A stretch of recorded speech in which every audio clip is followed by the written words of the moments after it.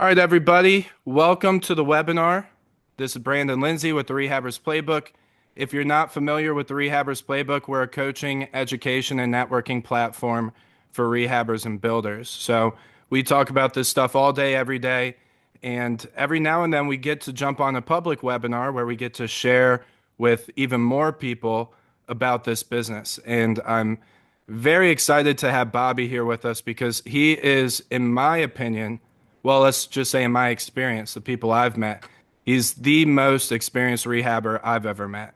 I mean, and Bobby, what's kind of funny is my marketing for this so far has said that you've done 30,000 renovations, which means I've undercut you by 10,000 renovations because I That's so just I just saw your bio somewhere else recently and I was like, but it's funny because as I thought it was 40 and as I was putting 40 down, I was like, that I don't know. I don't want to be wrong about this, so I just kind of you're settled on good. 30. You're But good. yeah, you're one of the most or the most experienced rehabber I've ever met, and I think that's what attracts a lot of people here to this webinar today. So, without further ado, my introduction does not mean as much, but Bobby, tell us Oh, about yourself, tell us about where you're from, just give us a quick introduction and then we'll really just start diving into your journey.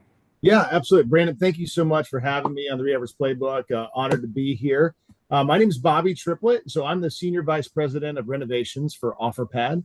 Offerpad's a publicly traded company. We're what's called an iBuyer in the industry. So we buy thousands of homes every year, and then my team renovates them, and then we resell them. And in the last couple of years, we've also been able to renovate, leveraging my teams around the country to renovate for some of the largest REOs, some of the biggest REITs, mid-size and large SFRs, you name it, we've done it. Private fix and flippers, family shops, a little bit of multifamily, and it's been a wild ride. About a decade in this industry. I cut my teeth about 10 years ago working for Invitation Homes out of their Tampa office. And anybody knows Invitation? They're one of the largest single family rental companies in the world. Little over, to my understanding, a little over 100,000 doors. And I oversaw Tampa, which at that time was about 7,000 doors, and I had a great leader at that time, and I was his number two, and I did all the rehab, turn, and maintenance here in the greater Tampa area. And then about 8.5 years ago, I was asked to start Offerpad with my boss, who's out of our Phoenix office, and it's been a wild ride. We can get into all of that stuff, but instead of doing single family rental, that was Invitation. Offerpad is buy, renovate, and sell, and so Right. I've been doing that for the last 8.5 years. It's awesome, man. I mean, the way you cut your teeth, right, with Invitation Homes, that's just an enormous way, for lack of a better term, to cut your teeth, Yeah, right? I mean, it's not like, hey, I got like four projects for you to manage. It's like, no, we got a portfolio of 100,000 homes. Can you help us out? You know? yeah, it was one of the crazy things. I came from a completely different industry. For 15 years for that, I was in ministry. So I, was a pastor. I was a senior pastor. I was a worship pastor. Started in my early 20s, and I go from that. And the president of Invitation Homes Florida went to my church at that time. And when I stepped out down from doing ministry, he's like, I need a leader.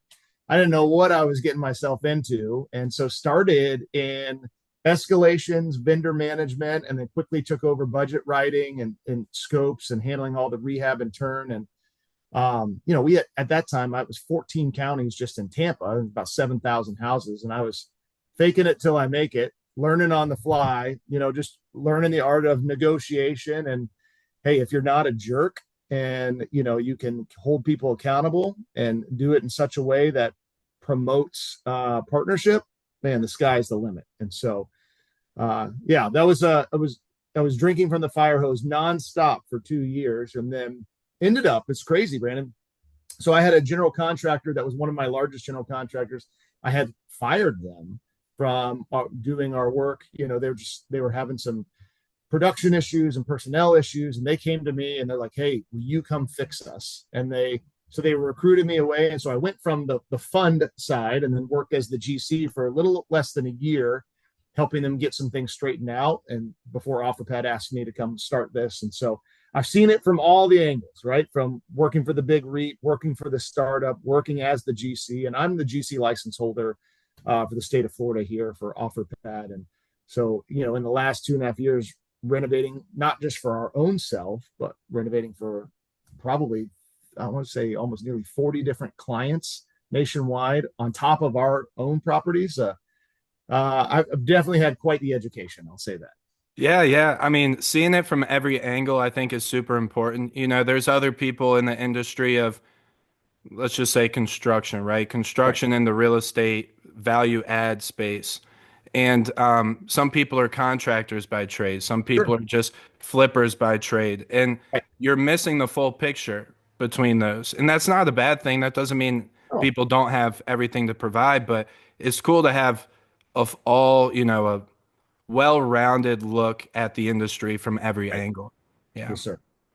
Yeah. It's been. What and Go what I ahead. think is cool too is how you came into it with no construction background. Do you mind kind of expanding on that just for a second? It doesn't have to Sure. be too much, but like I think a lot of people get scared of getting into construction because they don't have a background. But I have a very similar story. I met my first boss at a bar, and I came from Northern Virginia. I'm in Richmond now, for those who don't know, but I came from Northern Virginia, and I was trying to get into real estate, but I just happened to meet this guy at a bar who was looking for somebody to help me with his real estate company. And I was like, oh, he wants me to be an agent. That's not what I'm looking to do.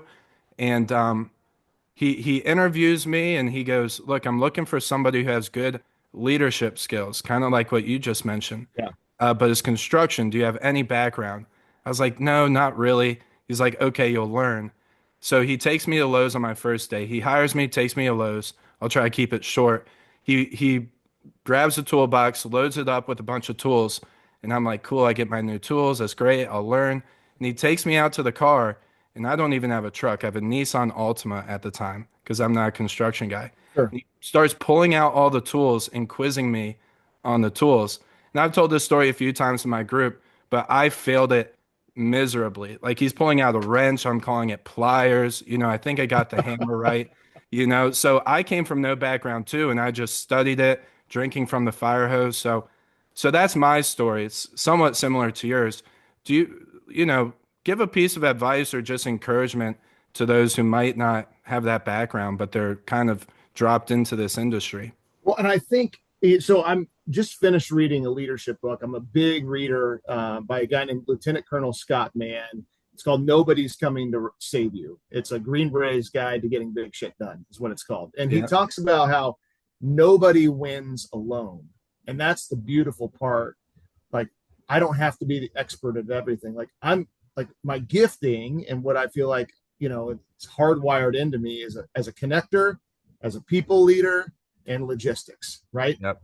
So I I would just not be afraid. I was humble enough to say, like, hey, I don't know what this, and this is, or I'd go Google the heck out of it. Like, what Yep. does this mean? Like, I could, write you 1,700 sermons or songs or, papers. And I'm a published author and I could do all that. But like, man, I felt like the biggest idiot when it came into this kind of niche. And being humble enough to ask a question, or at least desperate enough to go Google it Hmm. to find out what I Yeah. needed. It's a good And point. then honestly, I would lean on my strengths, raise my hand for my weaknesses, and pretty soon, if you're motivated enough, you're gonna learn real quick. Right. You're gonna learn what you don't want to do. I did quite. I was always a pretty handsy guy. You know what I mean? Like I was able to, do some construction projects, and we did, you know, church constructions and mission constructions and all this kind of stuff. And I wasn't afraid to get my hands dirty. And I think that was honestly um, the only thing that I was relating Yeah. to. And in that, like the communication skills and the connecting, that's what I just leaned on extra heavy. Yeah, I mean, you're a project manager at the end of the day, so it's Oh, really just about leading teams, building teams, putting good processes together. sure. And I'll highlight one thing that you said, which is not being afraid to ask questions, not being, I think people get too afraid of looking dumb. Right. But Yeah. let me tell you, if the amount of years I've had in the business, I'm sure Bobby can echo this too. You're always learning. There's always Absolutely. something that you don't know. So don't be afraid to admit that you don't know. That's the fastest way to get to your Yeah. result is to In the admit. cheapest way, just so we're clear. Yeah, Because if you good point. pretend and then you get in and you really mess it up, it's going to cost you twice. And Good that's one of point. my least favorite things to do is spend money twice. So Yeah. Well, let's talk about Offerpad, and for yeah, everybody's sake, I just want everybody to know I try my best. For those who know me on the webinars, I can go all over the place, right? But we're gonna try to stay very intact here. We got an hour with Bobby, so we're gonna make the most of it. Offerpad. yes, Talk sir. more about Offerpad. What do you guys do? Get into that detail. Yeah, What do you do? Where did it start? How did it grow to where it is today? Where sure. are you? Go into that detail. So Offerpad was born out of Phoenix, Arizona.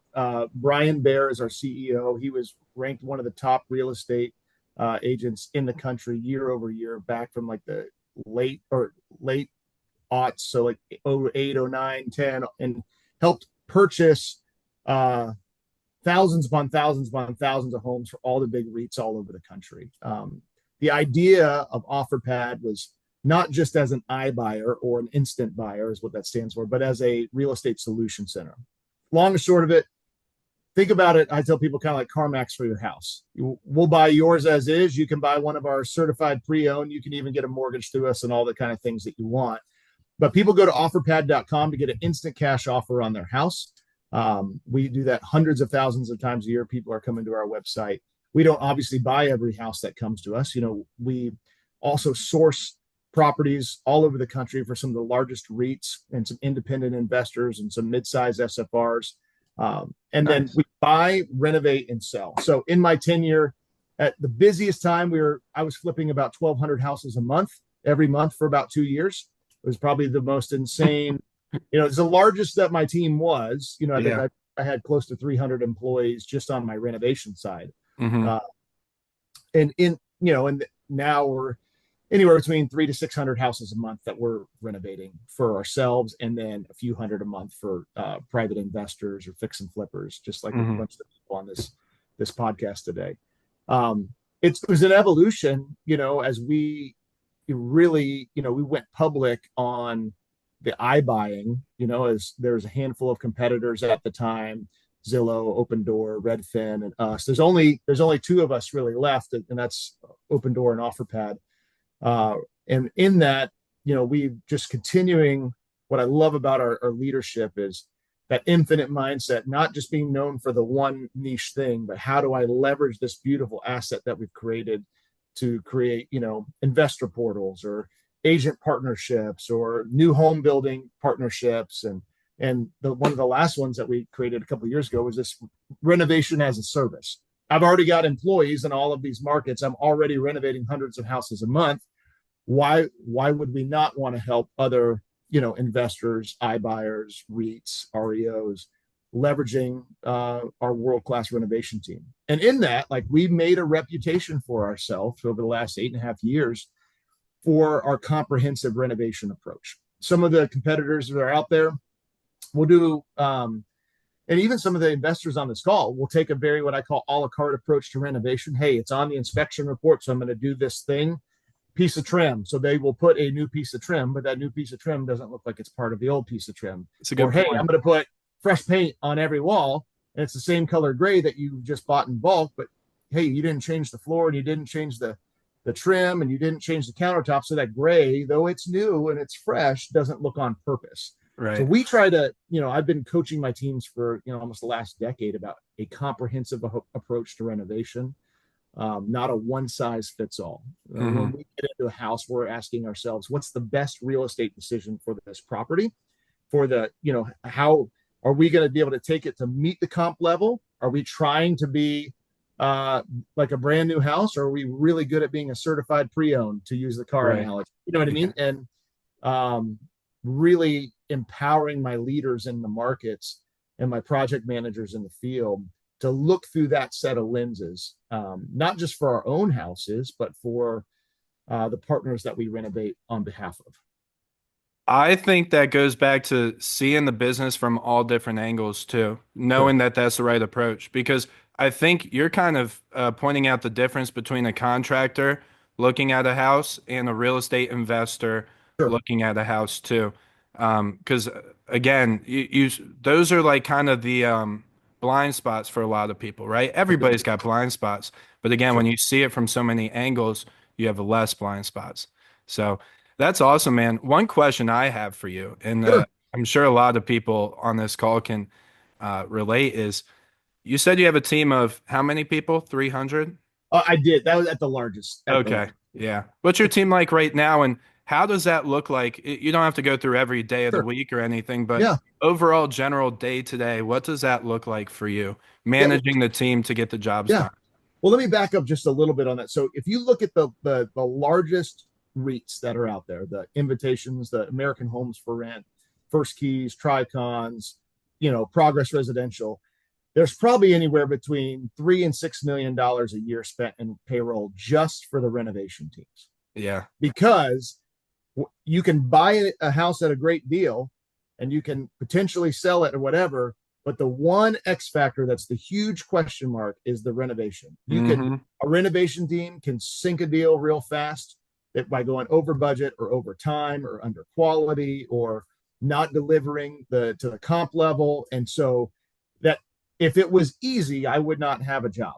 You know what I That's mean? right. But because Yeah. it's not, it is a multi-million-dollar a year industry just on renovation management. And that's just for the big funds. Yeah. That's for my team, the way I've got it structured is so I oversee all renovation operations, and I've got a number two. His name's DJ Carlson. He's out of my Carolinas. And if I get hit by a bus tomorrow, the guy's in charge. You know what I Yeah. mean? And he knows it. Everybody knows it. Like he's an amazing leader and a good friend. He's been with me almost 7 years. And he oversees the field operations, the nuts and the bolts of the guys that are, you know, moving to their metrics. They're getting the houses across the finish line. And then in market, I've got renovation directors. When we were doing about 1,200 houses a month, I had a renovation to market in every major city that we're at.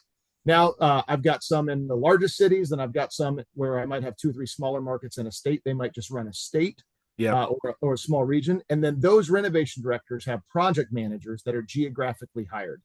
I'm trying to reduce windshield time, increase efficiency, and more importantly, have repetition like daily or multiple times weekly boots in each one of the houses that we're doing, because that's accountability is honestly, that's the biggest thing. So Yep. my teams do that. I've got some support ops that help me with utilities, that are helping me with dispatching. They're helping me with HOA. And then I've got client account management team that oversees so if any of the people on this podcast are interested in leveraging us, after the call to renovate on their behalf, I've got a team that would help be their client account management, any kind of customer service, getting them onboarded and all that kind of good stuff. And so it's a little bit more lighter and nimble, now that rates are as high as they've been. And so, Sure. our, Yeah. our appetite for buying 1,200 houses a month is not there.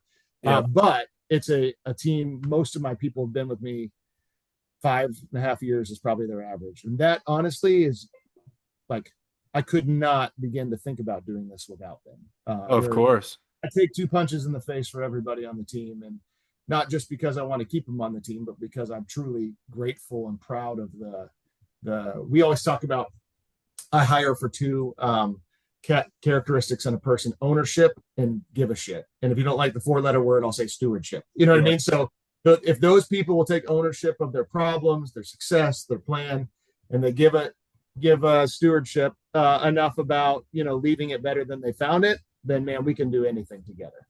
Yeah.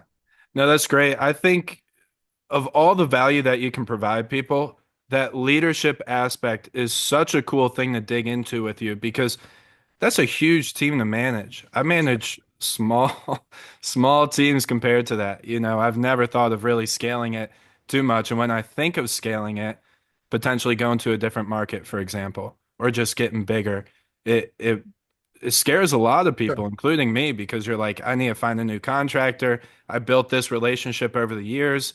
How am I going to find a good one who's not going to Right. run away? So, and I was going to ask you, I'm glad you went into it. Like, how do you build that culture? But I think you kind of already touched on it too, is, ownership, finding the right people, stewardship, right? Right. I Yeah. think that's fantastic. Yeah. Those things. And then like there's a direct investment, that me and my leader, like I want to make into my leaders, and I expect my leaders to make into their people, trying Exactly. to keep a culture where it's not about how do I just get mine. If I Right. can help my newest project manager in my smallest market get his bonus at the end of the month, well, that helps everybody in the whole organization. You Right. know what I mean? If Yeah. I'm just trying to get my metric, or if anybody like isolates themselves, then instantly all of a sudden the organization starts fracturing. We start, infighting, and it's servant leadership is a super big deal. And I believe that readers are leaders, or leaders are readers, however you want to say it. And so there's a lot of, we're sharing podcasts with each other. We're reading books with each other. Hey, I just saw this amazing Amazing. quote. You know what I Yeah. mean? And trying to keep that in there, because if not, negativity will creep in, even in the best of companies. You know what I mean? And so we're trying to I, be intentional about constantly encouraging each other. I love that you said that. I have a story that's kind of funny. I think people think I'm crazy for it, but I had a partner years ago. Could have been my first partner. So anybody knows if they're thinking that they know my partner. Years ago, that once told me he doesn't read. And once I started trying to get him to read, he'd like kind of be resistant and then say, okay, I'll do it, and then never read. And without telling him, I essentially split the partnership because I wasn't sure about the direction that he was going in just because he didn't read. I know that sounds crazy. Maybe I was crazy at the time, but that's really how I approached it. I was like, if you're not self-improving or podcasts or anything, Yeah. that's not my style. I'm an audible.com junkie. I'm on an airplane, I think, Sure. three Yeah. times a month at least. And so it's not always advantageous to bring the paperback, but I will devour audiobooks. And, Yeah. if you're running houses like my guys, I mean, they might do 400 or 500 miles in a couple of days riding their Yeah. territory. So, hey, put a Jocko podcast on, or a leadership podcast on, or here's the new book that we're reading. It helps, honestly, because what I want to make sure is that they're clear eyed, and that they're seeing, if they can see their small part of the business with a bigger picture view, Mm, right? And how what they do affects this, the why behind the what, if you will. Like, man, absolutely. it makes my job so much easier, because I'm not having to constantly, preach it from the rooftops. I can, it's intrinsically in who they are. Sure. And so And you're not that's, worried that they're not growing. yeah, I think growth is yeah, everything. Just like how Offerpad wanted to grow by, like you said, one of your favorite things about Offerpad is the fact that it's always growing, always trying to find new services, new value adds for people. Same thing with employees or teammates. yeah. You want to know that they're growing, leveling up. I Yeah. totally agree, man. Totally agree.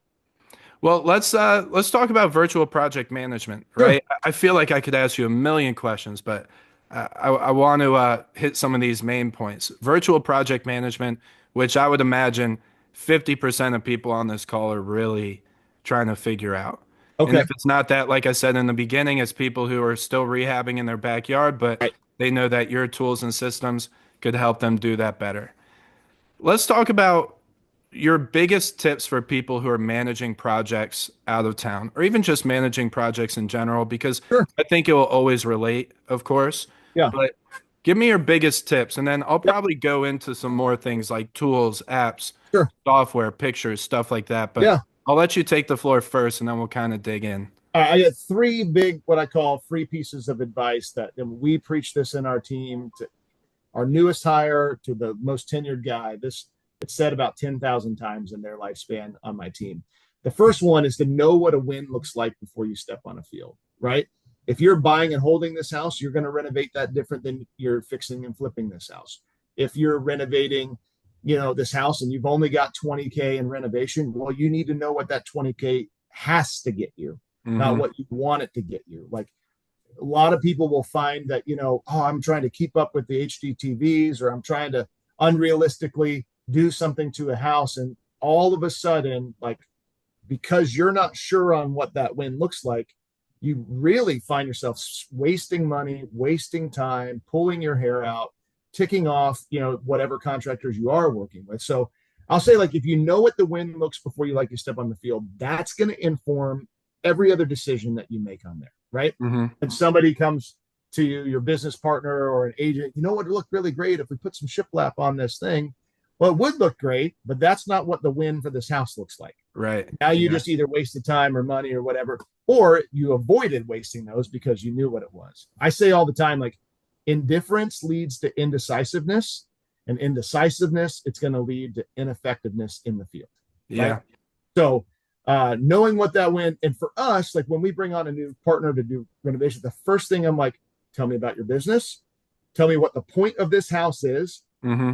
And I'll always ask people, and this goes into the next point, like what the recipe is like for your house. Yeah. Give me some lines to color in, because the last thing I want to do is over scope it or under scope it or over improve it or under improve it. So I'll steal this one from our special forces and our Navy SEALs that we read a lot of Jocko Willenick in our team and a It's lot of the great. Jocko podcasts. And he Yeah. says all the time, slow is smooth and smooth is fast. Or Hmm. slow is smooth and smooth is fast. We've learned enough lessons of what not to do because we are going too fast. I Yeah. can't tell you, I had a project manager one time. He was brand new. He was so eager to impress the boss, right? And he was getting his house done record time. And so I'm like, man, I want to go walk this with them, celebrate him. And I'm going through a scope of work, and the house is, the cleaners have showed up. It's done. The paint job looks great. And I'm like, I go to the panel box, the electrical panel, and I still see like some braided wire that's coming in through the top. And I'm looking at the scope of work that says the house was supposed to be rewired. And so I won't tell you his name, the project manager. I'm like, hey man, did this house get rewired? He's like, what do you mean? And I was like, well, look here at the bottom of your scope. You wrote like we got approved to rewire this house, and he goes white as can be, just like, Yeah. because to rewire like a 70s rancher, you're cutting up all that beautiful sheetrock that he just, Absolutely. Yeah. and like, and it You was got the one of those cleaners coming moments in. where, yeah, Yeah. he was running so fast that he ended up costing himself, you know, a significant amount of money in change orders, lost his time, missed his bonus, the whole 9 yards. And, that was a lesson, thank God, that he only had to learn one time. He's one of my most effective project managers 6 years later, you know what I mean? And he will tell that story just so that other people don't have to learn his mistake. Sure. Because before you jump into that project, you want to know what the scale of the scope is to me.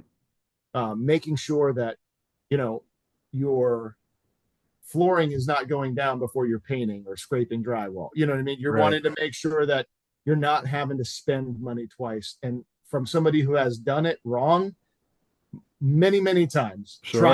trying to like, cut a corner here or there, not from a quality side, but from a timeline side. Speed. Yeah, that's right. I'd rather you take your time. And honestly, that goes to scoping too. Hmm. I'd rather you take 4 hours to write this scope of work and not miss anything than get me this scope of work back in an hour and have 100 change orders throughout the life cycle of the property. Well, that's no way to approach an investment. Bobby, Um, I'll tell you, you're throwing so many great pieces of advice out there. I tell people that all the time, and we get restricted. Restricted is the wrong word. We get pressured with timelines in this industry way too much. And it's good to have a timeline, but sure, timelines don't always need to be hit. And when I know that sounds crazy, but timelines aren't everything. I guess that's a better way to put it, right? sure, Timelines aren't everything. The quality of your work is everything. And I agree. I tell people all the time, speed is great, but it is probably the biggest reason that people end up making mistakes is trying to sure, be too fast. It's not for the budget, like you said. It's not because I want to cut corners. It's right, because I'm cutting corners to hit a deadline, or I'm making a decision that we're not super confident in, but it's a faster decision, right. right? And that's how a lot of mistakes happen. Yeah, I had one of my subcontractors in St. Louis one time was, he was delayed on a permit. So he's like, I'll just get, the plumber in here to do this thing. And man, he had to get something done before the plumber, but he just wanted to show busy work was happening. So let me put the floors in while we're Yeah, waiting for this thing. No, and then you got to pull the floors back up because man, the plumber needs to trench right here. yeah, Instead of just trying to show that you're busy, you know, and if you do it in the right order, honestly, 9 times out of 10, you'll hit your timelines. that's right. Exactly. If Because slow is smooth and smooth. That's right. it is fast because I'll get it done. Exactly. And then the last thing, I kind of alluded to it at the beginning about nobody wins alone, but finding partners that you can trust. For us, I've got about 1,500 sub-trade specialty contractors, suppliers, and subcontractors all around the country that, are licensed, bonded, insured, that have been doing business with me for almost a decade. Now, we found a lot of them that, are not trustworthy, and they're not doing business with us anymore. And Mhm. I've had some that have been with me since day one, and they're the most trustworthy. And knowing that, like, what I can own is the project management. I can own the logistics. I can own the scope writing, but I can't own, the rewiring of the house. Or Right. I don't have licensed HVAC people as employees. It Mhm. doesn't make sense for me to do that. So I've got to have a partnership with a vendor who's my licensed HVAC guy that I can trust, and that he understands my why, and I understand, what makes him Right. move. And so the same thing with that for anybody listening today. If you're trying to handle everything yourself and be the industry expert, and it's your first handful of times, like, I'm just, that's not a story you want to tell. The Mhm. one you tell is, hey, I partnered with somebody who left me better than they found me. I Yep. partnered with somebody who gave me an education and walked with me, helped me avoid some pitfalls so I didn't have to do that. And so for us, like, one of my hopes, Brandon, and being, with you today, is that, if we can help be that partner for somebody, or have a conversation about being a partner with somebody, that we'd love to, if we're in one of the same markets, we'd love to help your people for sure. Yeah, and I think that's something. Yeah, I think now is the best time to talk about it too. So, in this business, I think the majority of people on this call are going to be real estate investors. Sure. They're flippers, maybe some builders, buy and hold investors, creative finance guys, lenders are sometimes on our calls. Sure. And then there's some contractors in there, of course, Sure. too. But this whole business runs off of partnerships, off of teamwork, and I think that is Yeah. obviously like a big theme of this call so far. And I think people get it twisted. I think people see these big flippers and builders and even developers in their market, and they're like, wow, they must have a huge team of employees. And they have the HVAC on staff, and they have the Right. electrical on staff, and they got a bunch of project managers. Some of the biggest developers, the most successful investors I know, have a GC take the job, have a project manager take the job. Third party, right? Not in-house, but third party. So I'm saying all this because we're we're all business builders here. We're not construction professionals. We're Sure. not trying to be on the job all day and do trim work and do electrical work or whatever. We're trying to build a team that gets us off of that and allows us to keep building the business and making money. So, with that said, let's talk about the service you provide other people. Sure. Yeah. And what really I have a question of is too, is like, how did you guys get to this point of offering the service to other people? You kind of mentioned it in the beginning, but Sure. did you see a void in the marketplace for something like this? I mean, yes and no. So we are the only people in this space that are still buying and renovating thousands of homes of our own, and renovating as a service. So You we said act the as like, only one or one? Sorry, I missed that. I mean, we might be the only one at this scale. I'll put it Right. that way. Okay. So, Yeah, yeah, exactly. so we're acting as one of the big owner operators, and as a contractor as well, all at the Hmm. same time. So we're doing both. And it started when one of our largest competitors asked us to re-renovate about 400 of their homes that were not performing on the market. So Mm. they had already paid to renovate them with somebody else. The homes were sitting idle for, well, over 100 days, and they were scratching their head. They, were working on a partnership with us at the time. And so they asked us to go re-renovate. Those homes got done in record time, and within weeks of getting, re-renovated, they're back on the market and sold immediately. And Yeah. so from that, it was a conversation with my leadership about, okay, it's time to take this to the next level. And here's how we help, really, three different ways, right? The first one is a pressure relief valve. If you are a real estate investor and you are crushing it, like 2 to 3 deals at a time, and that's what you can manage, I don't want to take those from you. I don't want to take them from your people. But if you're saying no to deal 4 and deal 5 and deal 6 because of Mm. capacity, that's Yeah. where you can put me in, coach. That's where you can, allow us to be your pressure relief valve. Right. Second way that we help people is market expansion. So I'm in 26 major markets. Basically, you take a middle, put your finger in the middle of that market, draw an hour and a half around it. I'm hitting everything in that market. If you're Right. in Indianapolis, draw an hour around it. I can hit everything within that hour. If you're in Denver, Colorado, or Las Vegas, Nevada, or Dallas, Texas, wherever it is, my teams are already there. So say I started helping you renovate in Nashville, Tennessee, and you were passing up deals in Columbus, Ohio, but like you were very interested, but you didn't want to have to go find, like you said earlier, I don't want to have to go find the contractor. I don't know where I begin to start. Who's trustworthy? It's the same process for me to renovate with you in your home city as it is to any of my other cities. It's one email address, and that's pretty cool. So we help a lot of people expand. I have a contract with a client of ours that was doing a lot of Section 8 renovations for affordable housing in St. Louis. Um, he came to me. He's like, "Hey, we've got some opportunities in Jacksonville, Florida, and Indianapolis, Indiana. Like, would we be allowed to do renovation with you there?" Absolutely. So we got on a call, and my teams that are in those markets started renovating his houses for him, just like we would the St. Louis houses. And it now all of a sudden, instead of being a centralized portfolio, they're a scatter site portfolio across multiple states. And it was without them having to go hire any other employees, Mm-hmm. without them having to pick up the phone and burn through the bad contractors, who run away Right. with, your deposits. And And just then, so everybody knows, sorry to cut you off. I want you to keep going. But just so everybody knows, in the chat, and I think you can at least see the chat but not use the chat. So if I'm wrong, let me know. But I put the Reno map for Offerpad. So you can see all the markets that Bobby's in to see if he's in a market of yours. So again, let me know if you see that. But sorry, Bobby, I just oh, want to you're get that good. out there. Yeah. Yeah. And then, like, the third way that we help is, um, all of us have had projects that have gone wrong, gone sideways, or you had a contractor start it and then they disappear for whatever reason. I've got a big time hero complex. So if I can ride in on the white horse and save the day, it works for you. It works for Sure. me. Yeah. We had a client that was out of the Dallas market that was buying a ton of homes in the Carolinas, but didn't have any employees in the Carolinas. And they'd given 6 houses to one GC.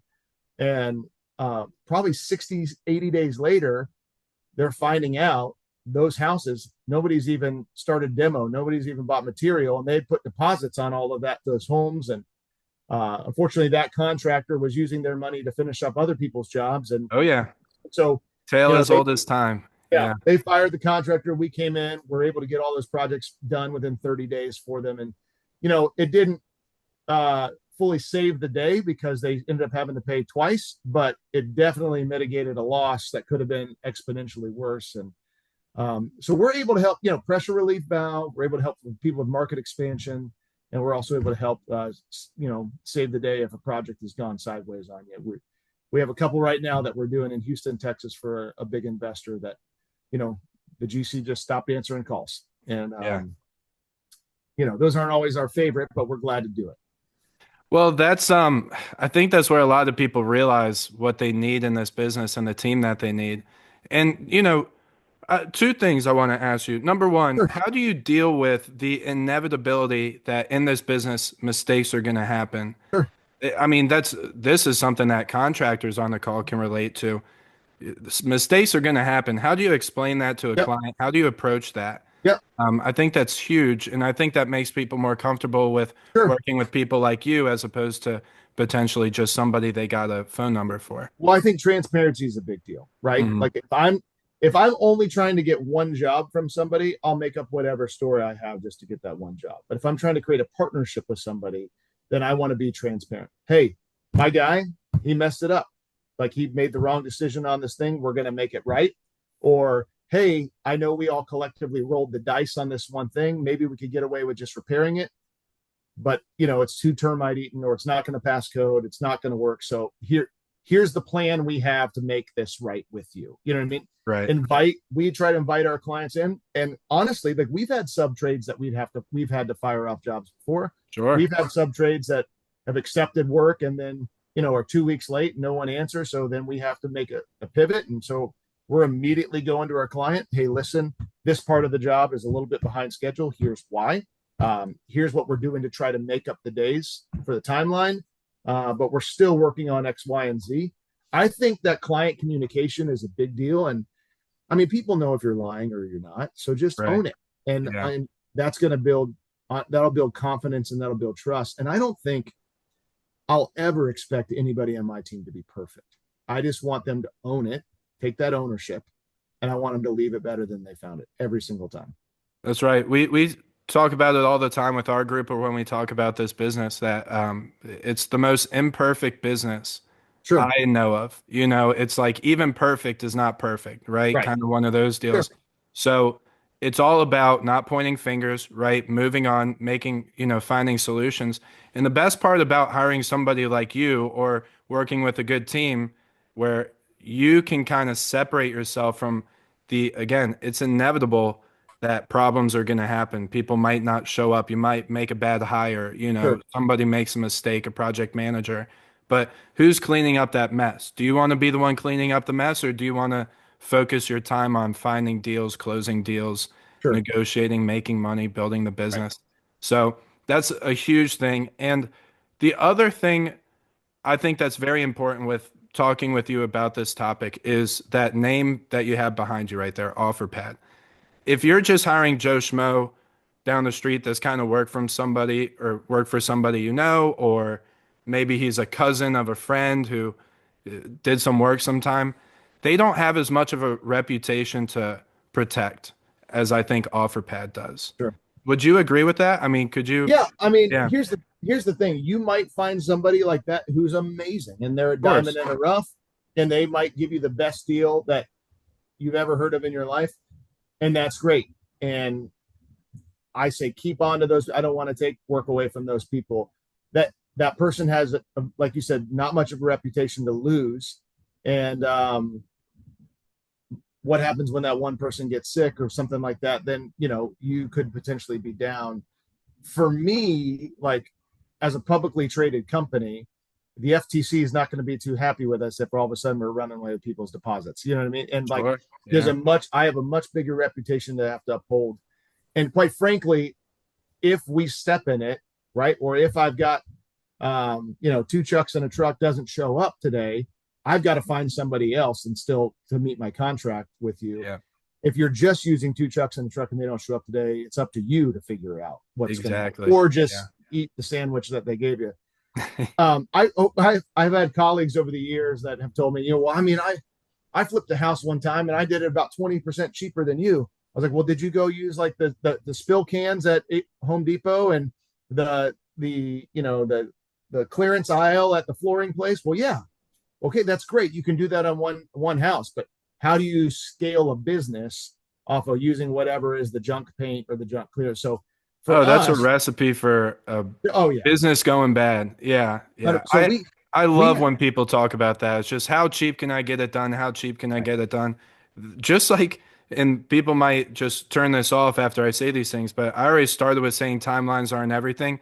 I'm about to say something you're going to think is crazy, but budgets might not be everything too. We're in the business of providing products to a marketplace, right. and we're not in the business of cutting corners. I'm telling you, that's going to be a bad recipe. Well, I'll tell you this. So in renovation, we call it the golden triangle. You got speed, quality, and cost, and you only get two out of the three. That's right. And Yeah. so I will always incentivize, grade, challenge, lead towards quality and speed. And because if I'm going to incentivize somebody on being under budget, they'll always be under budget. Or if I'm going to incentivize somebody for being over budget because they sold it, they're always over budget. And the only thing that suffers is the project every Right. single time. Yeah. If I'm incentivizing them on quality and getting it done fast as humanly possible, the only thing that benefits is the project. That's right. And what's Well cool for put. us is Yeah. because I'll spend roughly $100 million a year on materials and labor on these projects, I get like a volume discount. So Yeah. I kind of get two and a half out of the three, if you will. Right. And we do national programs we're proud to use PPG paints and Mohawk flooring. And so you're getting the highest discount you can get on those products, and it's quality and it's readily available for me in every one of my cities at any time. And then, we get most of our supplies from Home Depot. We're one of the largest managed discounted accounts you can have. And so we try to pass on those savings to our partners. Absolutely. Yeah. PPG is proud for us to use their paint on our clients' houses, not just Offerpad. Right. Mohawk's proud for us to use the same flooring that we buy for Offerpad for your people. And so it's fun, man. it's kind of been, the cheat code in the pricing game is volume, 100%. Sure. That's the only way you can get consistent savings, at least what I've experienced in my tenure. Yeah, I And couldn't imagine any other way to get discounts besides the more money you spend is the more discount they give you, sure, you know? yeah, Yeah. exactly.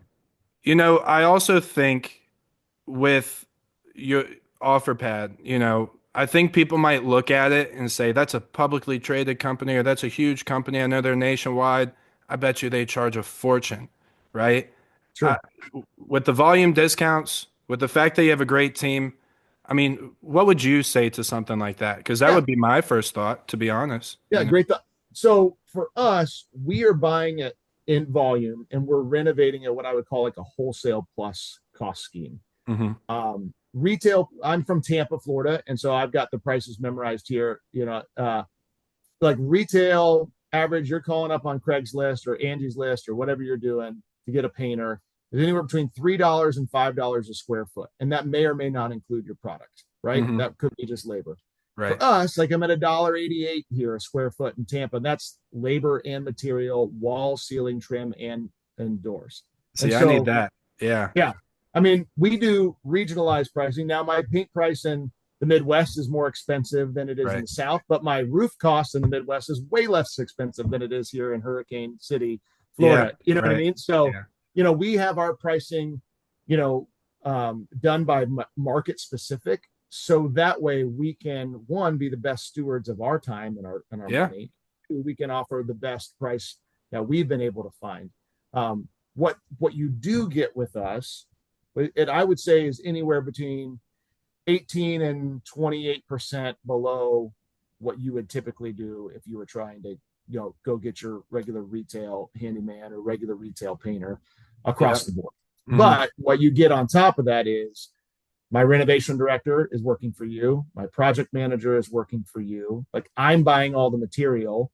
I'm paying all of the subcontractors before you're, Right. paying your bill off type of thing. So that allows the people that we're doing business with to manage their cash flow a little bit better, to not have to chase down a bunch of receipts. You're getting one invoice that's itemized, that's sent to you, so and you already agreed to it before we started, type of Right. things.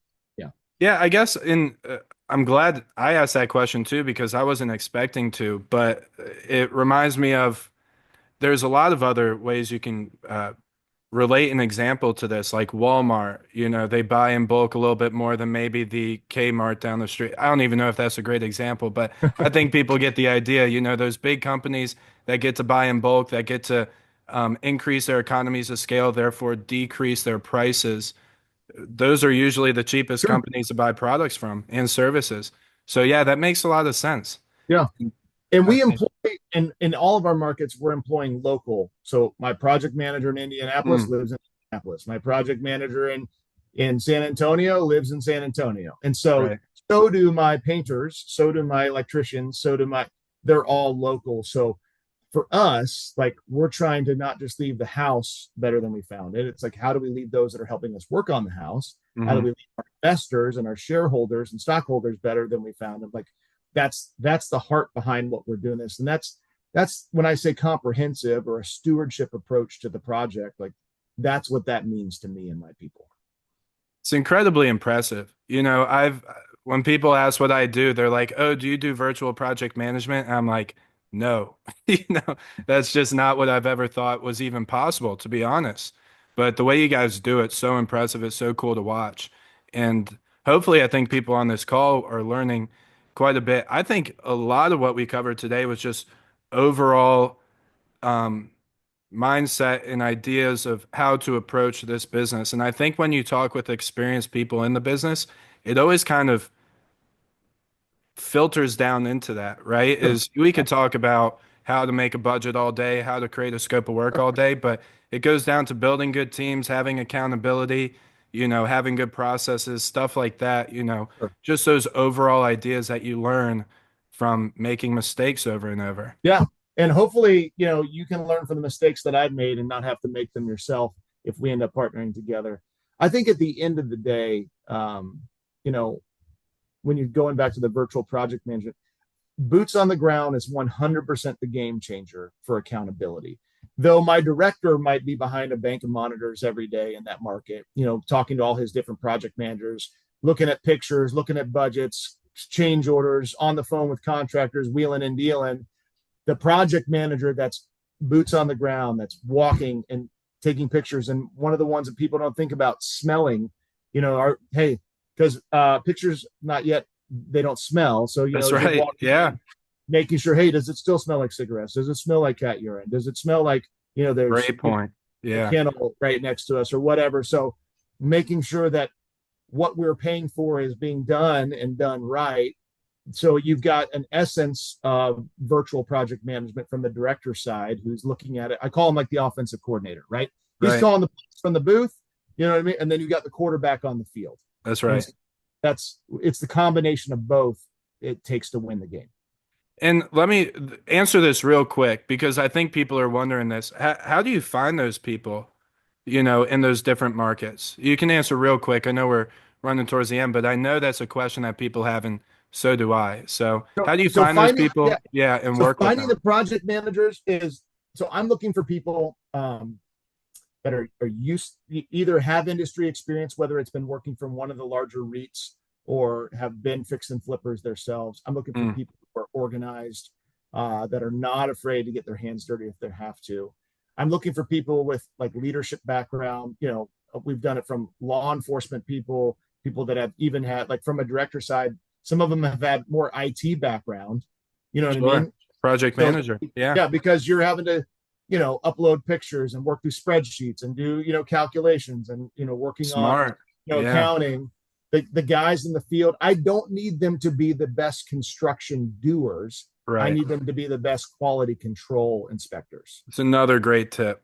Yeah, I think that's so smart too. It's just like I think people get so scared because it's construction, it's a whole new world. sure. But again, back to those basics, build a good team, have accountability, rely on other people, just build that environment. I think Correct. that's so smart. Yes, Well, sir. what I did for everybody, in case you are not aware, for those on the call, I put their one pager, Offerpad's one pager, also in the chat. So I'm sure people have seen it. I posted it probably 10 minutes or so ago, but it's in the chat. Take a look. But also, I'll be sending an email following up this webinar with his one pager with that map that I showed you. Last question for you, Bobby, then I'll let you go. Um, Sure. what are the chances of you ever coming to Richmond? How does that work? How does adding markets work? Yeah. So we have added markets that Offerpad is not currently in. Yeah, Hmm. one of our larger clients last year was really struggling in Minneapolis, Minnesota.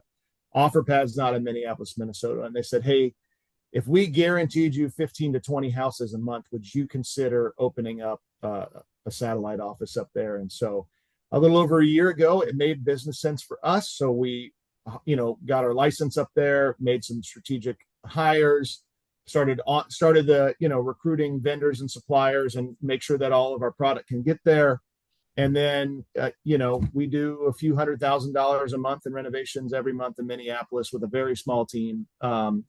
And so the opportunity is there. If it makes the right business sense and there's guaranteed volume, I'm definitely open. We just did the same thing in Jackson, Mississippi. We just finished our first two projects in Jackson, Mississippi for an existing client that, we do a lot of work from around, and trying to do a pilot to see if this is worth us, making this a permanent thing for us. So we're open to it if it makes sense. It's never immediate because it takes a while to Sure. see who else goes there. But Richmond has been in conversation for us at least 5 or 6 different times over the last couple Right. of years.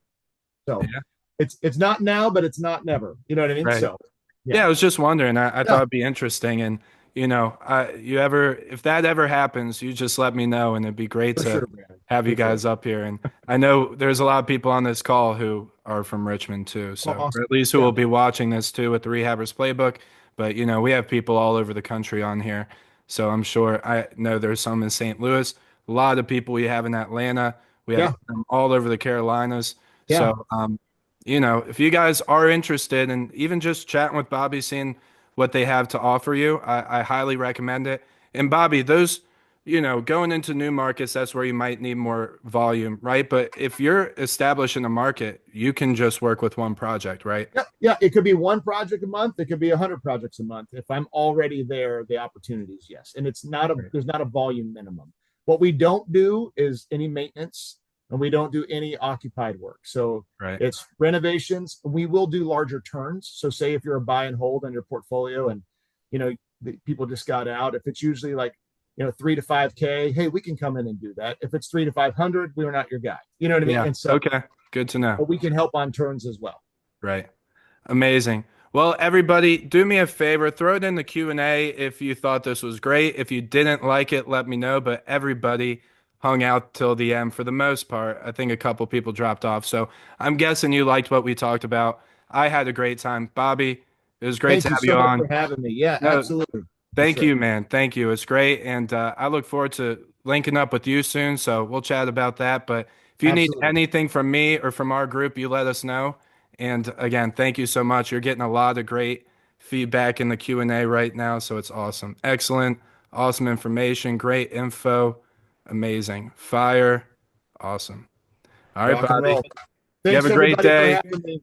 Yep. Appreciate Enjoy it. your 60 degrees. We'll be here enjoying our 20 degrees in snow.